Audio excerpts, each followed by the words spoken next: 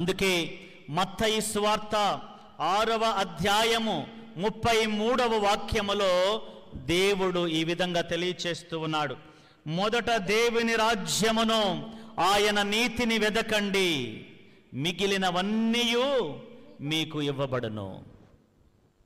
Brother Joseph తంబి గారు అక్షరాల ఈ వాక్యాన్ని తన జీవితంలో పాటించారు.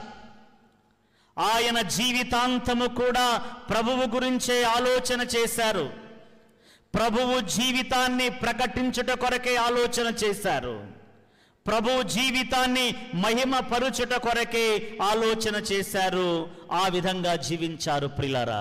అందుకే ఈ రోజున దేవుడు ఆయన మరణించి 80 వసంతాలవుతున్నా ఆయన జీవితము ద్వారా ఈ పుణ్యక్షేత్రములో, ఈ ప్రాంతములో తరలి వస్తున్నటువంటి వేలాది మంది భక్తుల ద్వారా దేవుడు మహిమపరచబడుతున్నాడు.